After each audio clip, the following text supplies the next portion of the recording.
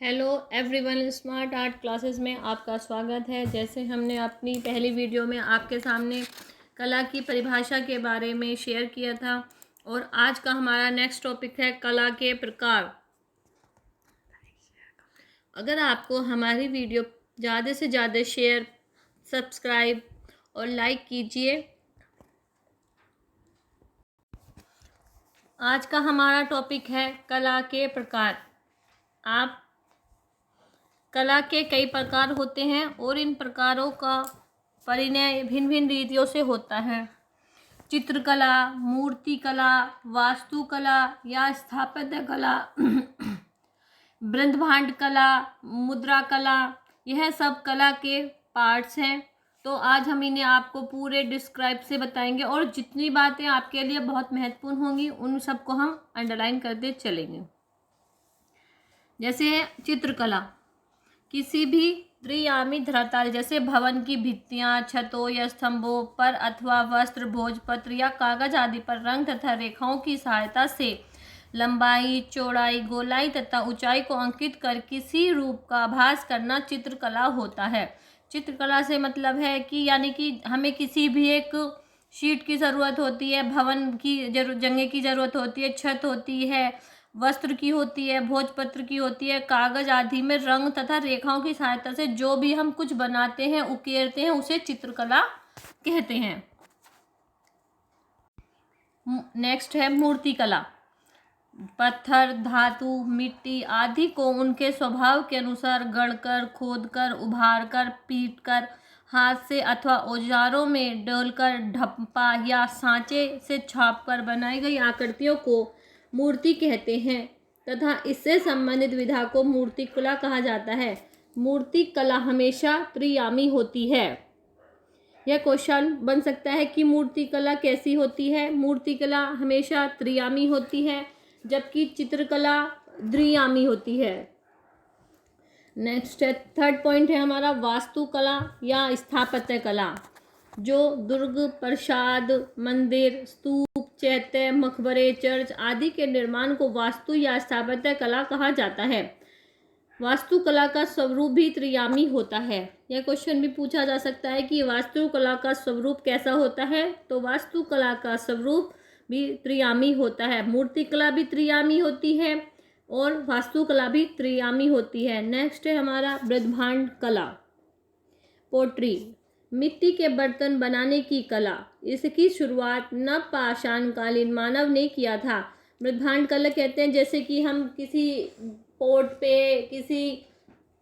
पे बनाते हैं, गमलों पे बना देते हैं, उन सबको जो डिज़ाइन उकेरा जाता है उसे हम कहते हैं पोट्री, बृंदाभांड कला। नेक्स्ट पॉइंट है मुद्रा कला। सिक्के या मोहरे बनाने की कला को मुद्रा कला कहा जाता है। अब तक सबसे प्राचीन प्रमाणिक सिक्के जो हमें प्राप्त हुए हैं वे आहत सिक्के या पंचमार्क सिक्के कहलाते हैं। क्वेश्चन पूछा जा सकता है कि सबसे पुराने सिक्के को नाम क्या है, उन्हें आहत सिक्के या पंचमार्क सिक्के कहलाते हैं। सर्वप्रथम इंडो ग्रीक शासकों ने लेख वाले सिक्के, मुद्रा लेख तथा सोने के सिक्के जारी किए थे। समुद्रगुप्त को उसके सिक्कों पर उसे वीणा बजाते हुए चित्रित किया गया है। यह भी क्वेश्चन बन सकता है कि सबसे पहले वीणा बजाते हुए चित्र किसका बनाया था, तो समुद्रगुप्त ने बनाया था। मोहम्मद गौरी के सिक्कों पर लक्ष्मी जी की आकृति अंकित किया गया है। लक्ष्मी जी के चित्र को किसने अंकित किया है, मोहम्मद गौरी ने। मुद्रा कला का ही सेकंड है, कभी कभी जिस पदार्थ से कलाकृतियों का निर्माण किया जाता है उस पदार्थ के नाम पर उस कला का नाम जाना जाता है। जैसे प्रस्तर कला, धातु कला, दंत कला, मृत्तिका कला। ये 4 पार्टों में डिवाइड हैं। स्टोन स्कल्पचर तो होते हैं पत्थरों से गढ़ी हुई आकृतियाँ। धातु जो हम कांसा, तांबा अथवा पीतल से निर्मित कलाकृतियों को धातु कला में काउंट किया जाता है। दंत कला, हाथी के दांत से बनाई गई कलाकृतियाँ। अलवर शैली में हाथी दांत के फलकों पर सूक्ष्म चित्रण मूलचंद नामक प्रसिद्ध कलाकार ने किया था। यह क्वेश्चन भी बन सकता है, यह लाइन बहुत इम्पोर्टेंट है आपके लिए कि हाथी के दांत से बनाई गई कलाकृतियाँ अलवर शैली में किसने किसने बनाई थी? तो मूलचंद नामक प्रसिद्ध कलाकार ने बनाई थी। 4th पॉइंट है हमारा मृत्तिका कला यानी कि टेरिकोटा। टेरिकोटा मिट्टी से निर्मित कलाकृति या खिलौने होते हैं। गोरखपुर टेरिकोटा के लिए प्रसिद्ध होता है। आधुनिक कला में कला का वर्गीकरण। 18वीं शताब्दी में कला का वर्गीकरण 2 प्रकार से किया गया है, एक उपयोगी कला, एक ललित कला। उपयोगी कला में व्यावसायिक कला, उदारवादी कला आती है। जो कलाएं मानव के व्यवहारिक जीवन से संबंधित हैं उन्हें उपयोगी कला कहा जाता है। व्यावसायिक या उपयोगी कला के अंतर्गत बढ़ईगिरी, सोनारगिरी, छपाई, रंगाई, चर्मकला, काष्ठ कला, पुस्तक कला, पोस्टर आदि को सम्मिलित किया गया है। उपयोगी कला में यह क्वेश्चन पूछ सकते हैं कि उपयोगी कला में क्या क्या आता है। तो उपयोगी कला में जैसे बढ़ईगिरी, सोनारगिरी, सोने का सामान बनाने वाला, लकड़ी का सामान बनाने वाला, रंगाई करने वाला, चमड़े से सामान बनाने वाला, काष्ठ कला, पुस्तक कला, पोस्टर आदि को सम्मिलित किया गया है। नेक्स्ट पॉइंट है हमारा ललित कला। जिसमें मनोभाव की अभिव्यक्ति होती है उन्हें ललित कला कहा जाता है। यूरोप में इसे फाइन आर्ट्स कहा जाता है। ललित कला सौंदर्य प्रधान होती है। इन कलाओं का उल्लेख प्राचीन भारतीय साहित्य में नहीं मिलता।